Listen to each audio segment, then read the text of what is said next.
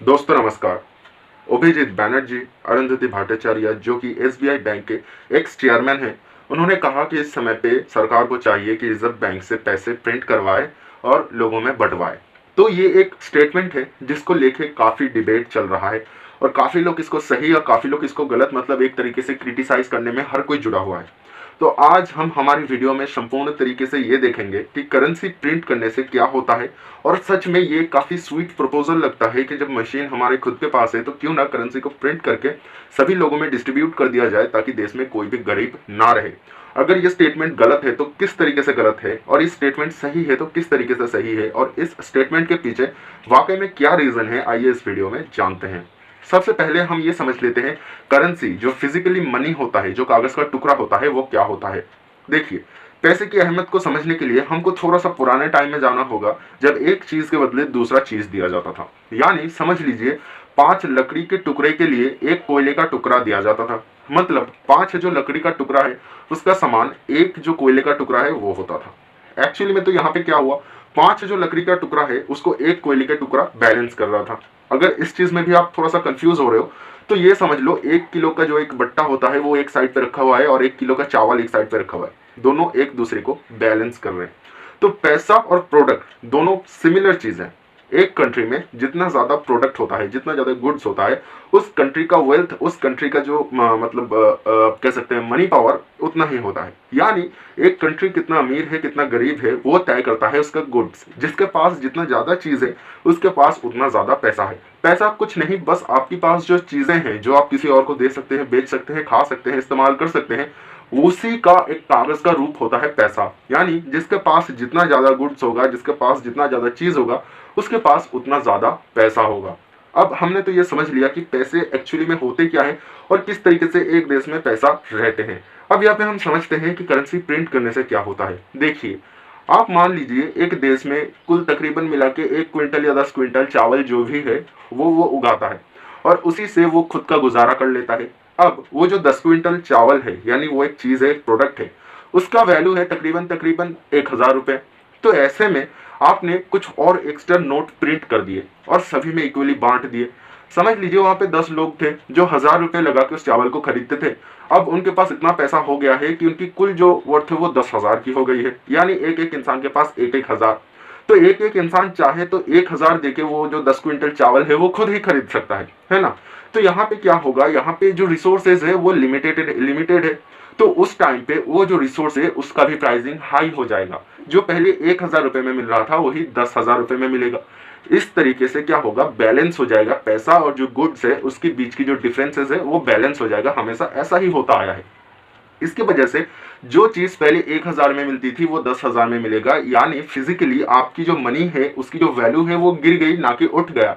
और ऐसे में एक और जो 11वां व्यक्ति है जिसने आपसे पैसे नहीं लिए, उसने अपनी मेहनत की कमाई से 10,000 रुपये इकट्ठा किया था, उसका 10,000 रुपया अब 1,000 रुपये में कन्वर्ट हो गया। यानी फिजिकली प्रिंट करके अगर आप पैसों को दूसरों में बांट देते हो तो ऐसे में पैसे की वैल्यू नहीं बढ़ता, ना ही गरीबों की संख्या कम होती है बल्कि गरीबों की संख्या इजाफा हो जाता है। करंट टाइम में आपकी जो मनी है, जिन लोगों ने मेहनत से अपनी पैसे को मतलब रिक्वायर किया है, जो बचाया है, इकट्ठा किया है, उसकी जो पैसा है वो पैसा डिवैल्यू हो जाता है और ऐसे में गरीबों की संख्या बढ़ता है, ना कि घटता है। अब देखिए, इसमें बहुत बड़ा एक रोल प्ले करता है डॉलर। हम सब जानते हैं इंटरनेशनली जितने भी ट्रांजैक्शंस होते हैं वो डॉलर के हिसाब से होते हैं और कई हद तक डॉलर भी एक अहम भूमिका निभाता है जो इंटरनेशनली इंपोर्ट एक्सपोर्ट होता है उसमें। तो यहाँ पे क्या होता है, जब आप अपनी फिजिकली करेंसी को ज्यादा मात्रा में प्रोड्यूस करते हो तो इंटरनेशनली जो मार्केट है वहां पे आपका जो रुपीज है उसका फ्लो भी बढ़ जाता है। अब जिस नोट का फ्लो बढ़ जाएगा, जो फिजिकल करेंसी है जिसका फ्लो बढ़ जाएगा, उसकी कीमत कम हो जाएगी। यानी डॉलर ऊपर और बढ़ जाएगा, रुपया थोड़ा और नीचे गिर जाएगा। इससे हो सकता यह है कि डॉलर की जो प्राइस है वो और भी ऊपर हो जाए, जिससे इंपोर्ट किया गया चीजों की प्राइसेस इतनी ज्यादा हो जाए कि आम तबका, गरीब तो छोड़ दीजिए, अपर मिडिल क्लास के जो लोग हैं वो उन चीजों को अफोर्ड ही ना कर सके जो बाहर से इंपोर्ट होके आ रहा है। तो ये भी एक प्रॉब्लम होता है जिसकी वजह से फिजिकली करेंसी को प्रिंट करना सही नहीं माना जाता है। ये कुल 3 पॉइंट हो गए जिसकी वजह से करेंसी डिवैल्यू होता है। और एक पॉइंट है जो इस करेंसी को और ज्यादा डिवैल्यू करता है। जब अपनी करेंसी को प्रिंट करते हो तो उसकी वैल्यू नहीं बढ़ता, बस उसकी प्रोडक्शन बढ़ जाता है, उसकी जो कॉपीज है वो बढ़ जाता है और इन कॉपीज को बनाने के लिए लगता है समय, लोग और साथ ही साथ आपको पैसा भी लगता है। पैसे को प्रिंट करने के लिए भी पैसा लगता है, क्योंकि जो वर्कर्स काम करेंगे उनको पैसा देना पड़ेगा, जिस पेपर पे आप प्रिंट करेंगे उस पेपर के लिए पैसा देना पड़ेगा, जो मशीनरी चलेगी उसके लिए भी पैसा देना पड़ेगा। अब ये छोटे स्केल पे तो होते नहीं है, बहुत बड़े स्केल पे होते हैं, तो इसके लिए बहुत ज़्यादा पैसे भी देने पड़ते हैं। तो एक टाइम पे बहुत सारी चीज़ों की लॉसेस है, साथ में रिसोर्सेज की बर्बादी है, साथ में टाइम की बर्बादी है, और पैसे, एनर्जी, सब चीज़ की बर्बादी है। तो फिर अगर इतनी ही बेकार की चीज़ है करेंसी प्रिंटिंग, तो एक एसबीआई बैंक का एक्स चेयरमैन जो अरुंधति बैनर्जी है, उन्होंने क्यों कहा, भट्टाचार्य है, तो उन्होंने क्यों कहा कि करेंसी को प्रिंट करना चाहिए और देना चाहिए। देखिए, इससे पहले करेंसी को प्रिंट करके देने वाला दो कंट्री था, एक जिम्बाब्वे जिसकी हालत आज भी बहुत बुरी है शायद उस एक इंसिडेंट की वजह से, और दूसरा एक करेंसी है जर्मनी जिसकी आज की स्थिति काफ़ी अच्छी है। तो ऐसे में ये जो एक अर्थशास्त्र के बारे में काफ़ी अच्छा नॉलेज रखने वाला पर्सन है, ये क्यों कह रहा है कि करेंसी प्रिंट करके देना चाहिए। करेंसी प्रिंट करने की वजह से करेंसी की जो डिवैल्यू होती है, डॉलर की जो उतार चढ़ाव होता है, उसको डेफिसिट कहा जाता है। अब अगर हम यहाँ पे करेंसी प्रिंट का मतलब ये समझ ले कि पैसा छापा जाए और हर एक इंसान में सूटकेस में भर भर के, बैग में भर भर के 2000 रुपये के नोट दे दिए जाए, तो उस डेफिसिट को कंट्रोल कर पाना नामुमकिन होगा। लेकिन आज की सिचुएशन यानी कोविड-19 की वजह से जो सिचुएशन क्रिएट हुआ है, यहाँ पे जो पैसे मिलने चाहिए गरीबों को, जो लेबर है उनकी महीने की 8-10 हज़ार रुपये, तो ऐसे में अगर सरकार ये पता लगा ले कि वाकई में कितने लोगों को पैसों की ज़रूरत है, कम से कम 10,000 दे दे तो उनको 4-5 महीना चल जाएगा। ऐसे में अगर पता लगता है कि 2000 करोड़ की ज़रूरत है और पूरी कंट्री में उनको पता लगा कि हमारी जो मतलब गुड्स है, जो हमारी करेंसी को बैलेंस करता है, उसकी वैल्यू है 100,000 करोड़, तो 100,000 करोड़ में अगर 1000 करोड़ भी वो डेफिसिट में ले जाते हैं, यानी डॉलर को बढ़ा देते हैं, जिससे डॉलर 10 रुपये ऊपर चले जाएगा, करेंसी 10 रुपये डीवैल्यू हो जाएगा, और सरकार को ये पता होगा कि हमारी जो प्रोडक्शन है उसको इस स्केल पे बढ़ाने से हम इस जो डिवैल्यूएशन है इसको रोक सकते हैं, और करेंसी को फिर से जो 70 रुपये में डॉलर था उसी पे जाके रोक सकते हैं, या फिर 60 रुपये में जहाँ पे डॉलर था वहाँ पे जाके रोक सकते हैं। तो ये एक अच्छा प्रपोजल हो सकता है।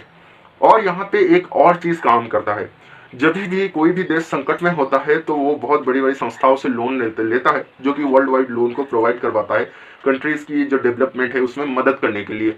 तो यहाँ पे क्या होता है, जब आप लोन लेने के लिए जाते हो तब इस तरीके की डेफिसिट को आप खुद क्रिएट कर सकते हो, जो कि अच्छा ऑप्शन नहीं है। इसकी वजह से इंटरनेशनल मार्केट में काफ़ी बदनामी होती है, लेकिन इस तरीके की डेफिसिट को क्रिएट करके आप अपनी करेंसी को गिरा देते हो, जिसकी वजह से आप जब लोन लेते हो तो वो काफ़ी मतलब ज़्यादा, मतलब समझ लीजिए 100 रुपये में $1 है, तो आपने काफ़ी लो रुपये में डॉलर को खरीदा।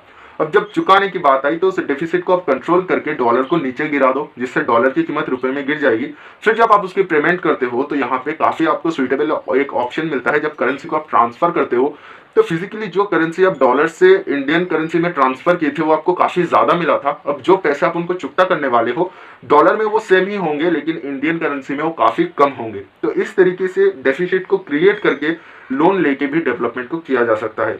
तो इस तरीके का दो ऑप्शन होता है जिसके तहत इस तरीके की डेफिसिट को क्रिएट करके भी आप अपने देश के अंदर लोगों को मदद कर सकते हो। लेकिन हाँ, कभी भी अगर आप बेहिसाब पैसा प्रिंट करके एक दूसरे में बांटते फिरते हो तो फिर जिम्बाब्वे या फिर जर्मनी की तरह हालत हो सकता है, जहाँ पे एक रोटी खरीदने के लिए थैले में पैसे को भर के ले जाना पड़ता है। याद रखिएगा, आपकी गुड्स हमेशा आपकी करेंसी की वैल्यू को बढ़ाता है या फिर घटाता है। आप कितनी भी पैसे छाप लो उससे ना गरीबी मिटेगी ना ही कुछ और। तो किसी भी देश को अमीर बनने के लिए ज़्यादा गुड्स की ज़रूरत होता है, ना कि ज़्यादा फिजिकल करेंसी की।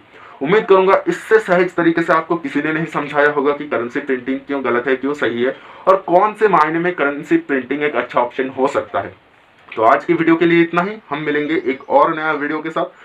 तब तक के लिए आप अलग अलग प्लेलिस्ट में बहुत सारी वीडियोस है जिनको देख सकते हैं। डिस्क्रिप्शन में कुछ काम की वीडियो मिलेगी जिनको आप देख सकते हैं।